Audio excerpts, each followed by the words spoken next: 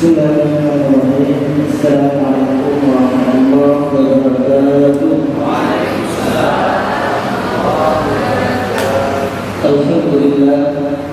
Alhamdulillahirrahmanirrahim. Wa ma arsalnaka illa rahmatan lil alamin. Wassalatu wassalamu ala sayyidina Muhammadin nabiyil karim wa ala alihi wa sahbihi ajma'in. Amma ba'd. Qala Allah subhanahu wa ta'ala, qala rabbi shrah li sadri wa yassir li amri wa hlul 'uqdatam min lisani yafqahu qawli. Allahumma la 'ilma lana illa ma 'allamtana innaka antal 'alimul hakim. Sekali lagi marilah kita mengenal sama-sama kita banyakkan kehadiran Allah subhanahu wa ta'ala, yang mana oleh Allah subhanahu wa ta'ala sampai waktu yang sangat mulia ini, sampai waktu yang sangat berkah ini, dan di dalam musalla yang sangat mulia ini, yaitu musalla yang yakin dan hakul yakin, bukan hakul yakin saja, hakul yakin. Semoga keyakinan kita sebagaimana hakul yakin, benar-benar yakin bahwa akidah yang benar adalah akidah Sunnah wal Jamaah, bukan akidah yang lain. Ya, seperti nama salat hakul yakin. Allah Subhanahu wa ta'ala sampai sekarang masih memberikan kepada kita berbagai macam kesempatan, penyempatan, banyak di mana-mana. Ini perlu kita ketahui semata-mata bukan karena kehebatan kita. Kita berada di sini bukan semata-mata karena kecerdasan kita. Masih banyak mereka yang lebih cerdas, lebih pandai dan lebih sehat daripada kita. Mereka betul-betul bisa bekerja di rumah Allah yang sangat mulia ini. Ini adalah semata-mata karena kurang dan berada Allah kepada kita. Cuma satu yang Allah minta kepada kita, yaitu bersyukur. Karena lagi satu dan lagi dan lakum. Dan masih nikmat yang Allah berikan kepada kita sangat banyak. Penglihatan kita yang kita lihat dalam jalan ini nikmat Allah. Pendengaran kita yang masih jelas itu nikmat Allah. Dan pembicaraan kita nikmat Allah. Dan nikmat Allah yang diberikan kepada kita tanpa pajak. Hati tanpa pajak. Walaupun sudah sampai nanti setahun umurnya, kita tidak pernah diminta pajak. Jauh pajak pendengaran Pak, jauh pajak penglihatan Pak. Karena semua di dunia ini semua ada pajaknya. Bangunan ada pajak, kendaraan ada pajak, bahkan ketika belajar pun ada pajaknya juga. Yaitu untuk saudara apa namanya itu? Apalagi setelahnya itu bayarnya kemudian itu ada yang tidak tapi kalau proses yang sudah bayar awalnya. Tapi Allah tidak meminta, cuma kepada kita bersyukur kepada Allah Subhanahu wa ta'ala. Kemudian salam dan salam marilah bersama-sama kita hendaknya kepada Nabi Muhammad sallallahu alaihi wasallam. Ketika nama Nabi Muhammad diutarakan, maka kita menjawab sallallahu alaihi wasallam. Karena kenapa? Jangan sampai kita menjadi orang yang paling jauh dengan Rasulullah.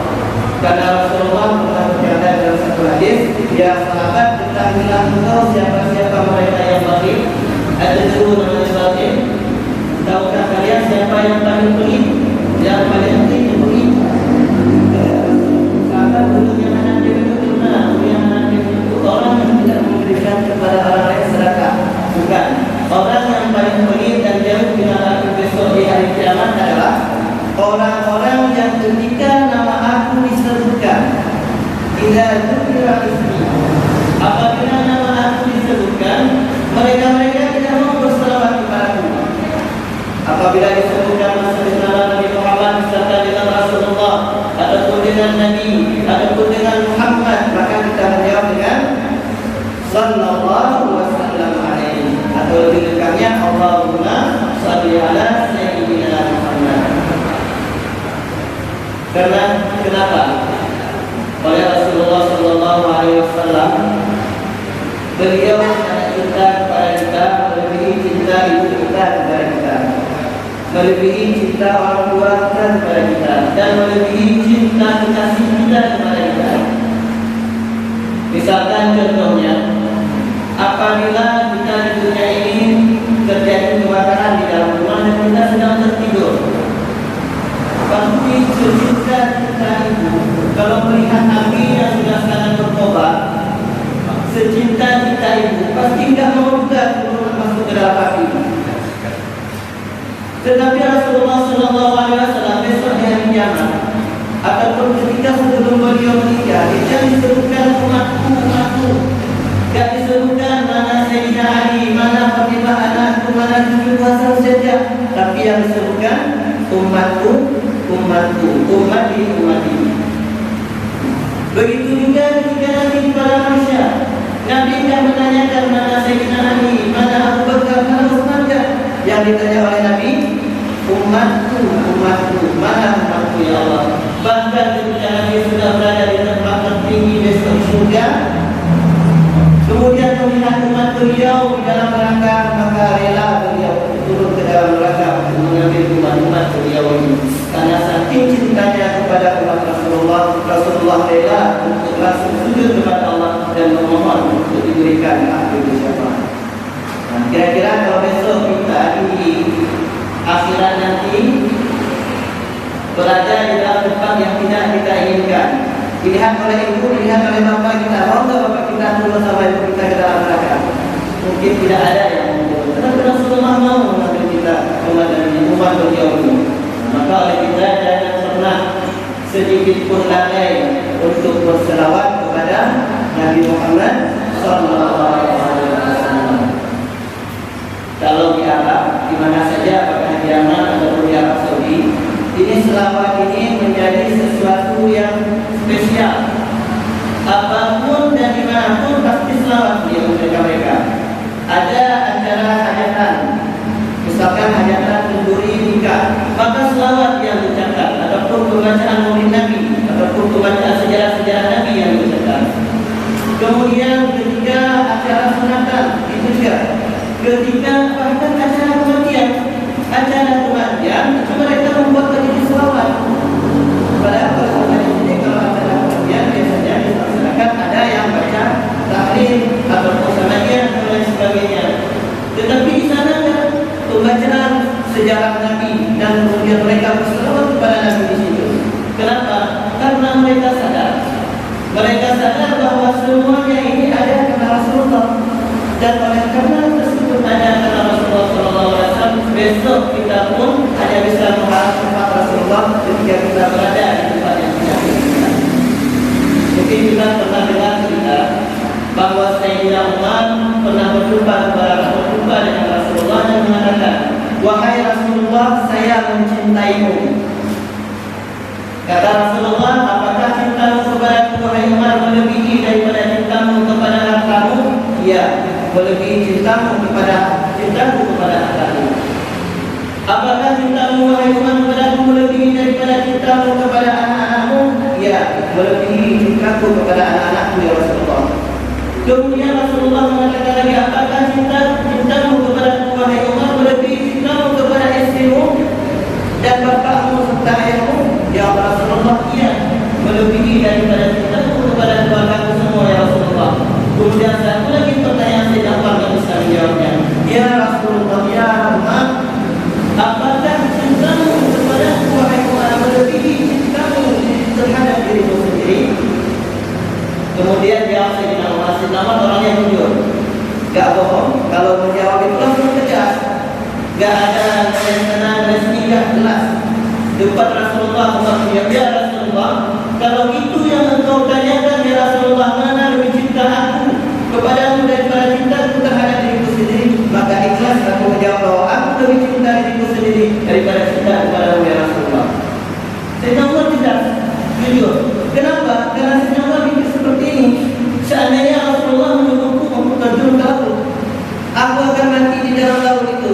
Gak mau aku. Nah gitu. Gak mau Sayyidina Umar, Rasulullah juga aku turun ke dalam api. Gak mau. Walaupun itu kita Rasulullah ini mencelakakan diri sendiri. Nah, kemudian Sayyidina Umar pulang. Pikir. Kata Rasulullah tadi mungkinnya, ya Umar, sebenarnya apabila engkau mencintai aku lebih dari apapun semuanya, tapi engkau masih lebih mencintai dirimu sendiri daripada aku, berarti engkau belum cinta kepada Berarti Sayyidina Umar perlu dikategorikan cinta kepada Rasulullah. Kenapa? Karena lebih mencintai diri sendiri daripada Rasulullah. Kemudian Sayyidina Umar pulang. Setelah Sayyidina Umar pulang, kemudian mikir berapa malam, balik lagi kepada Rasulullah. Ya Rasulullah, setelah saya mikir-mikir ya Rasulullah, ternyata hari ini saya ucapkan bahwa saya lebih cinta kepada ya Rasulullah daripada cinta saya terhadap diri saya sendiri. Rasulullah pun mengatakan, wahai Umar, sesungguhnya cintamu adalah cinta yang benar. Diakui oleh Rasulullah. Ternyata cerita tersebut diceritakan kepada Abdullah bin Umar, anak beliau. Kemudian Abdullah bin Umar bertanya, ya wahai abadi, ya anakku, wahai ayahku yang sangat aku sayangi dan aku cintai, apa yang menyebabkan engkau ini sampai merubah pendirian? Bahwa pertama engkau mengatakan bahwa engkau lebih cinta kepada dirimu sendiri daripada cinta kepada Rasulullah. Kemudian engkau kembali kepada Rasulullah dan mengatakan bahwa Rasulullah lebih engkau cintai daripada dirimu sendiri. Apa yang menyebabkan engkau berubah pikiran, wahai ayah? Dijawablah Sayyidina Umar radhiyallahu anhu. Setelah saya pikir-pikir, saya pulang ke rumah, saya pikir-pikir, kemudian saya dapati diri saya merenung. Setelah saya merenung, ternyata saya ini bukan apa-apa. Sehebat-hebat saya ini bukan siapa-siapa. Kalau di dunia nampak kekuatan saya, bahkan orang kafir Quraisy tidak berani dengan saya. Sahabat-sahabat yang lain ketika hijrah, mereka ini sembunyi-sembunyi. Sayyidina Umar ketika hijrah langsung berdiri di depan Ka'bah mengatakan, siapa yang mau anaknya menjadi yatim, siapa yang mau ibunya kehilangan anaknya, dan siapa yang mau istri-istrinya menjanda, maka terimalah tantangan saya, ataupun hadaplah saya di belakang di gunung ini, karena saya besok akan hijrah dari sini. Tidak ada yang berani sama Sayyidina Umar. Hebat Sayyidina Umar itu. Kemudian beliau memikir, nanti ketika di akhirat, siapalah saya? Hanya seorang Umar. Ketika di akhirat, hebat-hebat Umar pun tidak dapat memberi manfaat untuk diri Umarnya sendiri. Dan ketika di hari akhirat nanti, cuma seorang yang memberi manfaat atau yang memberi manfaat kepada saya. Kalau bukan Rasulullah yang bisa menolong saya, nanti siapa lagi yang dapat menolong saya? Maka setelah itu saya pikir berarti cinta terhadap saya ini bohong. Karena kenapa? Cinta diri saya terhadap saya tidak dapat membuat saya nanti lolos di hari akhirat. Tetapi kalau saya cinta kepada Nabi Muhammad SAW, maka dengan berkat cinta tersebut, maka saya besok akan tertolong di hari kiamat. Cinta Allah kepada Nabi Muhammad. Cuma kadang kecintaan itu ketika kita mencintai Rasulullah, tidak cukup dengan cuma senang kepada Rasulullah, tidak cukup dengan cuma bangga kepada Rasulullah. Kalau cuma senang dan cuma bangga, maka Abu Lahab itu lebih senang dan lebih cinta kepada Rasulullah. Kapan? Ketika Rasulullah lahir. Ketika Rasulullah lahir, Abu Lahab itu senang sampai memerdekakan seorang muda yang namanya Zubair bin Al-Awwam. Dimerdekakan oleh Rasulullah oleh Abu Lahab. Kenapa dimerdekakan? Karena senang keponakannya lahir. Waktu itu Nabi Muhammad lahir. Senangnya dimerdekakan seorang muda. Maaf kalau kita bilang zaman dulu ada pergerakan. Satu muda itu hanya di atas 50 juta. Ibaratnya seorang Abu Lahab ini rela untuk menghilangkan atau menyedekahkan 50 juta untuk memerdekakan seorang muda hamba saya ini demi untuk senang kepada keponakan beliau yang baru lahir. Kalau sekedar senang seperti itu, cuma kita umat Islam bukan senang seperti itu yang diharapkan. Senang umat Islam adalah ghayatul hub wa huwa al-ittiba'. Ghayatul hub wa al-ittiba'. Puncak daripada senang dan cinta adalah mengikuti. Bohong kalau ada yang mengatakan saya cinta kepada orang tua, ternyata ketika orang tua menyuruh tidak mau diikuti. Bohong kalau ada yang bilang cinta kepada pasangan, cinta kepada suami, atau suami cinta kepada istri, ternyata apa semua tidak diikuti. Maka cinta yang paling ujung atau puncak daripada cinta adalah mengikuti. Jadi kita semua cinta Rasulullah kan ini? Cinta enggak? Cinta enggak? cinta. Ada salah satu nggak tadi? Kalau ada salah satu, ada persoalan cinta kita sama Rasulullah, karena kita mengikuti apa yang Rasulullah sampaikan. Kalau tidak, maka tidak dikatakan dengan cinta. Nah, ini kayaknya udah panjang kalimat saja udah kayak gini. Jadi kata-kata penghormatan yang sangat kita hormati Yerusalem, yaitu guru kita yang ada di sini tadi, beliau telah mengatakan ataupun telah memberikan profil beliau dari daerah Semarang. Dan mungkin memang kita bertemu dengan nasab keilmuan, karena nasab ini ada macam-macam. Ada nasab yang itu segi silsilah keturunan, ada nasab dari silsilah keilmuan. Kita bertemu di Al-Mudi, beliau adalah tentang juga. Beliau ketika mengatakan tadi, beliau mengatakan kita dulu senayangkan beliaulah dulu. Karena sifat seorang alim itu, sifat seorang yang memang seorang ulama itu tawadhu. Karena sifat ketawadhuan ini bukan maksud mereka, tetapi Allah muliakan. Man tawadhu'a lillah maka Allah. Barang siapa yang tawadhu merendahkan Allah, maka orang ini akan diangkat derajat oleh Allah Subhanahu wa taala. Tetapi barang siapa yang tidak bersifat tawadhu merasa sombong, maka akan direndahkan oleh Allah Subhanahu wa taala. Iblis, Azazil, raganya iblis itu merasa lebih hebat, lebih pintar, lebih mulia daripada Nabi Adam. Kemudian Allah hinakan beliau ini, dan beliau Allah hinakan iblis ini sehingga berada di dalam neraka yang sangat dalam. Jadi yang sangat kami hormati yang pertama adalah hukum itu tadi, beliau juga dari ibu majelis musyawaratan ulama Aceh Selatan. Kemudian yang sama-sama kita hormati dan kita muliakan juga Ustaz yang sampingan tadi, Nabiullah Ustaz dan Muhammad Izin. Beliau juga alumnus daripada yang menimpa Aulia, yaitu Majelis Ulama Islam, yaitu dari Jakarta. Kalau saya salah, mungkin bisa dijelaskan apa yang tidak ada kedua. Kemudian yang sama-sama kita hormati juga Pak Fikri, Pak Imam Jalan Nasa Fakul Yatim ini. Kemudian juga kepada pimpinan daripada majelis Ma'abah Rasulullah, majelis cinta Rasulullah. Kemudian juga kepada para pengurus lain yang tidak bisa disebutkan satu persatu karena memang waktu. Kemudian yang sangat kami banggakan dan yang sangat kami cintai semua mahasiswa atau mahasiswi ataupun semua yang telah hadir atau yang sudah hadir di dalam majelis yang sangat mulia ini. Sebelumnya kami juga minta maaf, mungkin seperti kata ibu kita tadi, guru kita, mungkin ada kesilapan nanti bahasa Aceh. Karena kita sehari-hari ini, walaupun sudah kemana-mana yang namanya bahasa Aceh ini nggak bisa dilepas. Pasti nanti ada tersilap-silap atau terkadang bahasa Indonesia diterjemahkan dari bahasa Aceh, tersilap-silap. Jadi ada nanti pasti. Jadi kalau mohon maaf apabila dari hal tersebut. Mungkin adapun mungkin pembahasan tidak jauh daripada pembahasan yang kita tadi bersama. Cuma mungkin akan kita lanjutkan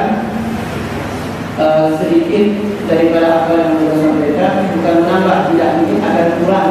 Cuma kita mencoba karena guru kita adalah lebih ahli dalam bidang tersebut. Namun kami juga meminta izin kepada guru untuk menyampaikannya. Jadi beliau tadi sudah menyebutkan mengenai Ahlus Sunnah wal Jamaah. Nah, jadi kata beliau tadi harus ada, kita harus mengetahui intinya itu dari kekuatannya itu dari apa. Nah, jadi sampai beliau sudah menjelaskan tadi sudah terjadi. Kemudian juga memang Rasulullah pernah mengatakan ma'alaihi wa ashabi, yang dikatakan Ahlus Sunnah sekarang banyak sekali. Seperti kata tadi banyak sekali ini mengaku Ahlus Sunnah, itu mengaku Ahlus Sunnah, semua sekarang kelompok semua yang mengaku Ahlus Sunnah. Sebenarnya yang menjadi Ahlus Sunnah yang mana? Yang menjadi Ahlus Sunnah atau seperti yang beliau katakan tadi itu sudah sangat jelas. Jadi yang memang mereka itu berpegang kepada Nabi dan sahabat Nabi.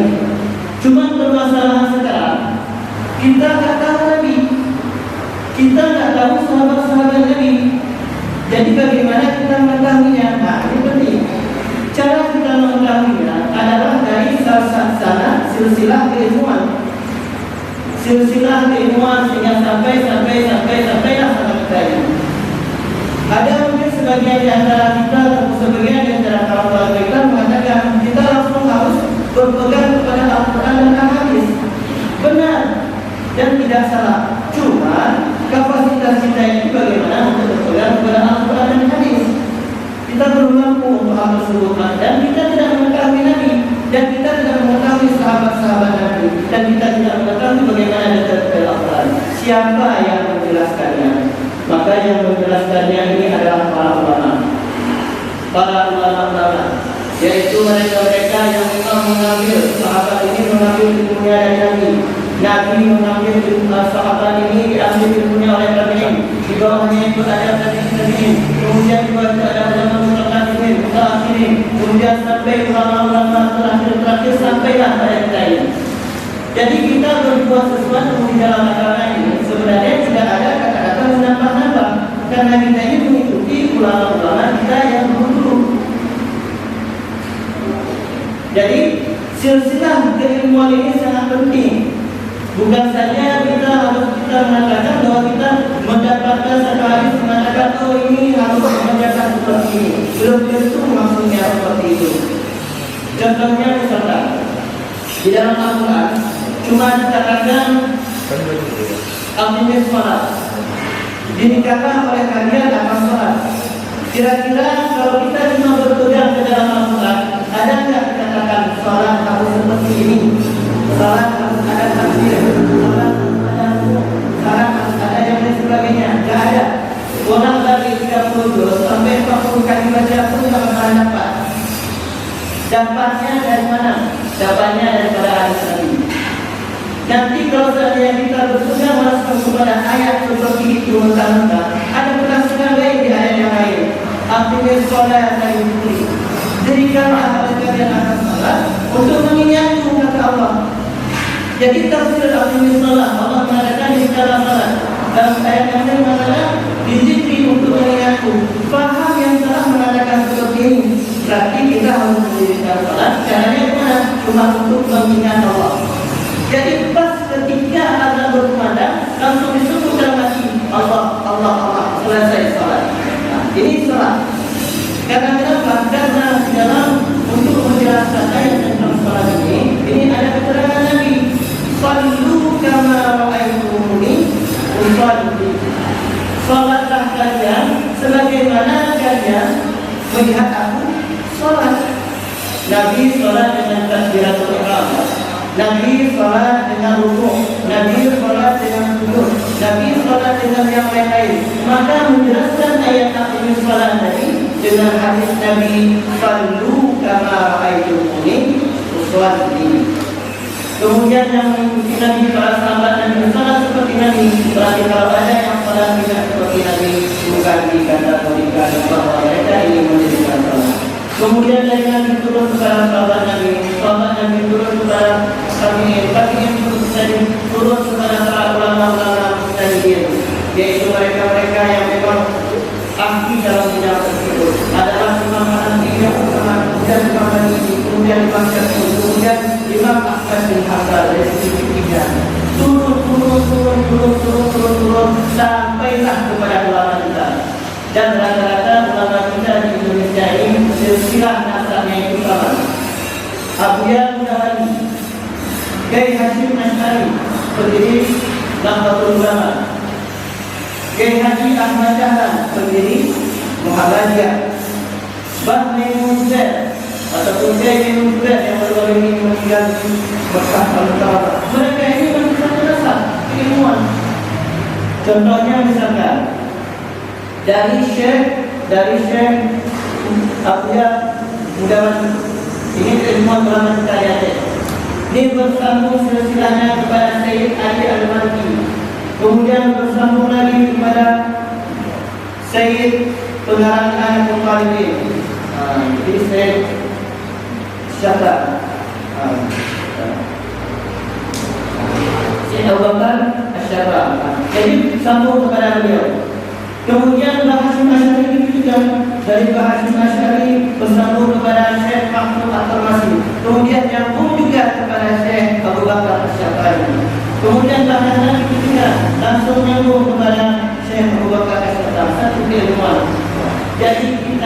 Ahlus Sunnah wal Jamaah yang ada di Aceh ini ataupun di Indonesia ini jelas sanad keilmuannya sejarah fikih. Otomatis beliau ini belajar dari guru beliau belajar dari guru beliau, belajar sehingga sambung kepada Rasulullah Sallallahu Alaihi Wasallam.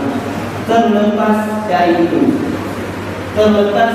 itu perlu kita pahami bahwa organisasi yang ada di dunia ini bukan kebanyakan tujuannya bukanlah organisasi untuk keluar daripada Ahlus Sunnah wal Jamaah. Karena seperti kita sebutkan tadi, semua mengaku Ahlus Sunnah wal Jamaah. Kecuali ada beberapa organisasi yang memang organisasi tersebut membahas masalah akidah. Selain itu adalah organisasi yang tujuannya adalah membangun umat. Ketika Khalifah Utsman dulu timbul kecewaan di dalam dunia ataupun di dalam ulama-ulama Islam, sehingga mereka yang tergerak melihat dari umat, kenapa umat sampai hancur seperti ini? Kenapa umat sampai tidak bersatu seperti ini? Akhirnya dibentuklah organisasi yang membangun. Contohnya kita mungkin di sini di Aceh ada yang namanya Perti, ada yang namanya Perti. Tujuannya bukan tidak lain, yaitu supaya umat ini terjaga. Ada di Jawa, Muhammadiyah, Jogja. Ada kemudian di Jombang, yaitu dengan NU-nya. Kemudian ada di Mesir, yang dinamakan Ikhwanul Muslimin. Ini semua pembaruan. Ada yang disebut Tahrir. Tujuannya juga pembaruan, tujuannya untuk mengajukan umat. Ada yang nonton di India. Dan ada organisasi lain yang mana organisasi tersebut bertujuan untuk membangun kembali dan untuk menjadikan kembali umat Islam ini. Ini dari segi pembaruan. Namun ada beberapa organisasi tersebut kita memang harus waspadai, yaitu organisasi yang musik daripada kecumbuhan umat ini, yang membahas mengenai akidah sehingga umat ini menjadi terpecah-pecah. Ini harus kita waspadai. Dan supaya lebih tahu lagi, maka kita pun harus mengetahui bahwa untuk mengetahui hal-hal tersebut kita harus tanya kembali kepada bidang ilmunya. Dan yang jelas seperti kata Dungku tadi, seperti kata Abu, bahwa kita di Aceh ini dari ibu kita, dari orang tua kita, bahwa kita sudah berkomunikasi Ahlus Sunnah wal Jamaah, dan tidak perlu ragu lagi dan tidak perlu bimbang lagi karena sanad keilmuan kita benar. Jadi besok di hari akhirat atau ketika nanti diminta pertanggungjawaban, kita sudah ada rujukannya kepada guru kita. Jadi bisa dipertanggungjawabkan apa yang memang ada di antara kita ini. Jadi jemaah ataupun adik-adik yang sangat kami muliakan, ini semua adalah mahasiswa, dan jangan pernah mungkin himbauan ataupun mungkin nasihat, jangan pernah berhenti untuk belajar dan membaca. Jangan pernah berhenti untuk belajar dan membaca. Dengan kesadaran hal tersebut, maka nanti keilmuan kita akan bertambah, wawasan kita lebih luas. Ketika wawasan lebih luas, maka ketika ada sesuatu yang mencoba untuk meragukan kita ataupun membuat kita yang kita tidak akan dengar, karena referensi ini sangat luas. Mungkin ini saja sebagai pemilihan ini, dan kami minta maaf apabila waktu yang sangat panjang dan